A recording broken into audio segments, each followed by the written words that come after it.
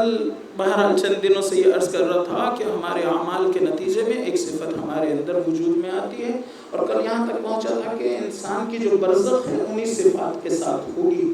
یہ جو علم ہم کتابوں سے حاصل کرتے ہیں یہ شاید پہلے سکرات الموت ہی میں ختم ہو جائے، لیکن وہ علم جو علم حضوری ہے، نالج بائی پریزنس، ایک ہوتا ہے نالج بائی کانسیپٹس اور ایک ہوتا ہے نالج بائی پریزنس۔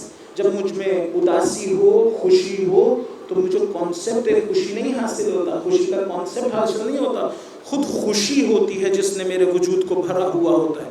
اسے کہتے ہیں نالج بائی پریزنس، ایک ریئلٹی ہے جو میرے وجود میں ہے۔ خوب یہ جو ریئلٹی ہوتی ہے میرے مرنے کے بعد میرے سے زائل نہیں ہوتی، میری پرسنالٹی اس طرح سے ڈیولپ ہوتی ہے، انہی ساری صفات کے ذریعے سے میری شکل بنتی ہے۔ اور جب میں مر جاؤں گا، اچھی صفات ہوئی تو اب برزخ میں سعید ہوں، عالم مثال میں سعید ہوں، خوش رہوں گا۔ لیکن اگر بری صفات ہوئی تو اب میں وہیں پر معذب رہوں گا، عذاب میں مبتلا رہوں گا کہ یہ کس طرح کی شکل ہے جو میں نے اپنے اعمال کے نتیجے میں اور اپنی صفات کے نتیجے میں بنا ڈالی۔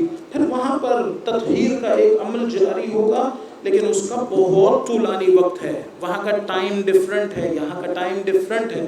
بعض علماء نے کہا یہاں پر اگر آپ نے ایک بری صفت کو ختم کرنا ہو 40 دن محنت کریں، اس صفت کو چھوڑ سکتے ہیں، لیکن اگر وہاں پر آپ نے وہ صفت چھوڑنی ہو تو ممکن ہے 700 سال لگے، وہ بھی برزخ کے، یعنی طولانی ایک عرصہ ہوگا۔ تو یہی وقت ہے، اسی وقت میں ہم لوگ ان بری صفات کو چھوڑ کے اور اچھی صفات بنا لیں، جلدی ہو سکتا ہے، ورنہ وہاں بہت محنت درکار ہوگی اور طولانی ہوگا۔ ایک درود پڑھیے محمد و آل محمد علیہ السلام۔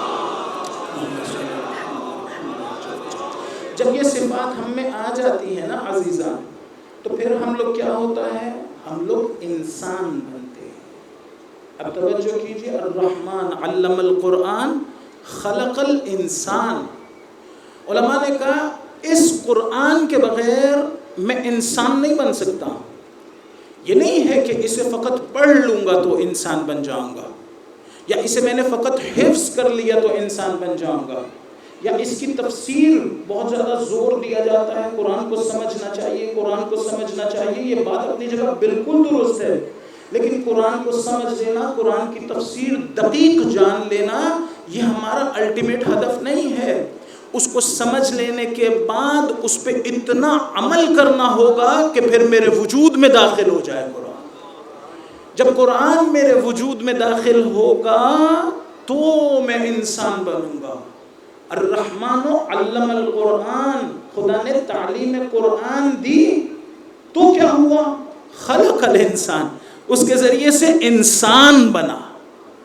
اس چیز کی طرف توجہ کیجئے، 2 لفظ استعمال ہوتے ہیں ہمارے بارے میں قرآن میں، ایک ہے بشر اور ایک ہے انسان، دونوں کا ایک ہی مطلب نہیں ہے۔ بشر، دیکھیں میں ایک ایسی مخلوق ہوں، میں اتنے دن سے عرض کر رہا ہوں، جس کے 2 قسم کے چہرے ہیں، 2 ڈائمنشنز ہیں۔ یہ جو ہماری ظاہری ڈائمنشن ہے اسے بشر کہتے ہیں۔ بشر عربی زبان کا لفظ ہے، بشرہ کا عربی میں مطلب ہوتا ہے ظاہرہ، کسی چیز کا ظاہر ہو جانا۔ راغب اصفہانی ایک بہت بڑے عالم تھے، انہوں نے اپنی کتاب مفردات راغب میں اس مطلب کو بیان کیا۔ انہوں نے کہا بشر کا مطلب ہے ظاہرہ، یعنی کسی چیز کا ظاہر ہونا۔ تو ہمیں کیوں کہہ دیا بشر؟ اس لیے کہ ہماری یہ جلد ظاہر ہے، ہمارے بالوں کے ذریعے سے چھپی ہوئی نہیں ہے۔ آپ جانوروں کی طرف نگاہ اٹھائیے، انہیں کیوں نہیں بشر کہا جاتا؟ اس لیے کہ ان کی جلد ان کے ہی بالوں کے ذریعے سے چھپی ہوئی ہے۔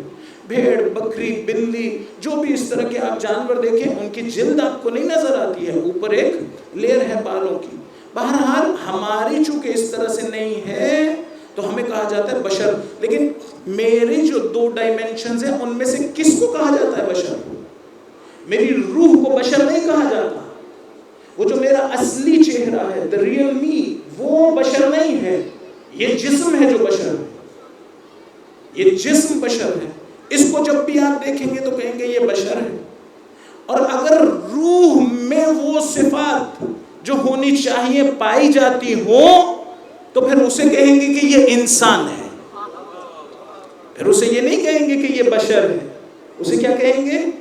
انسان۔ یعنی اگر وہ صفات فضیلت میرے وجود میں آ جائیں تو میں انسان بن جاؤں گا. یہ انسانیت کہاں پر آئے گی؟ میں اتنے دنوں سے عرض کر رہا ہوں کہ یہ جتنی صفات ہیں یہ ہماری جسم کی نہیں ہوتی. بہادر میرا جسم نہیں ہوتا، متقی میرا جسم نہیں ہوتا، سخی میرا جسم نہیں ہوتا، جھوٹ بولنے والا جھوٹا میرا جسم نہیں ہوتا. یہ ساری کی ساری صفات روح کی ہیں. اگر روح میں یہ ساری اچھی صفات آ جائیں تو پھر وہ روح انسانیت کے درجے پہ فائز ہوتی ہے. اگر یہ صفات نہ آئے تو وہ بشر ہوگا، انسان نہیں ہوگا. مولا طواف کر رہے ہیں یا خانہ کعبہ حج کی نیت سے گئے ہیں اور ایک مرتبہ مولا کے ساتھ جو صحابی ہے وہ کہتا ہے ما اکثر الحجیج و اقل الضجیج. حاجی کتنے زیادہ ہیں، آوازیں کتنی کم ہیں. مولا کہتے ہیں ایسے نہ کہو، برعکس کہو ما اقل الحجیج و اکثر الضجیج. حاجی بہت تھوڑے ہیں، آوازیں بہت زیادہ ہیں. اس نے کہا مولا ایسے کیوں کہہ رہے ہیں؟ مولا نے تھوڑی دیر کے لیے اسے قدرت دی اور یہ لوگوں کی اصل شکل، روح کی شکل دیکھنے پہ قادر ہو گیا. تو کیا دیکھا اکثر لوگ جو خانہ کعبہ کے گرد گھوم رہے تھے وہ دیکھنے میں بشر تھے، روحیں ان کی جانوروں والی تھی. روحیں ایسی نہیں تھی. جو عمل انجام دیتا ہوں اس کے نتیجے میں یہ باتیں کر چکا ہوں، بار بار نہیں دہرانا چاہتا ہوں. اس کے نتیجے میں روح کی ایک شکل بن رہی ہے. اگر اس کو دیکھنے پہ قادر ہوتے، ایک صاحب اولیاء خدا وہ دیکھ رہے تھے کہ ایک جنازہ جا رہا ہے اور اس چارپائی میں کوئی انسان نہیں ہے جس کا جسم ہو. دیکھا ایک کتا ہے موٹا سیاہ جو اس میں لیٹا ہوا ہے. کیوں؟ اس لیے کہ ممکن ہے اس کی وہی صفت ہو جو کتے والی تھی. حضور کے خیمے پہ آ کے عمرو ابن عبد ود نے نیزہ مارا یا تیر مارا تو حضور نے فرمایا من لہذا الکلب، کون اس کتے کے مقابلے میں جائے گا؟ کوئی گالی تھوڑی دے رہے تھے. وہ جو ہمیں اخلاق سکھانے والے ہیں وہ گالی تو نہیں دیں گے، بتا رہے تھے اس کی شکل اس طرح کی ہے، حقیقی شکل. تو اب وہ اسے آپ بشر تو کہتے رہیں گے، وہ بشر ہے لیکن انسان نہیں کہیں گے. اس کی حقیقت کیا ہے؟ کتے والی، وہ انسان نہیں ہے. تو اصل ہماری ظاہری اس جسم کو دیکھا جائے تو ہم سب بشر ہیں. یعنی ایک لبادہ ہے جو خدا نے اوڑھا رکھا ہے، ایک حجاب ہے جو خدا نے اوڑھا رکھا ہے. جب ہم مر جائیں گے تو وہ جو ہم اصل ہیں، جو ہماری اصلی شکل ہے، وہ اپنے لیے بھی عیاں ہو جائیں گے، دوسروں کے لیے بھی.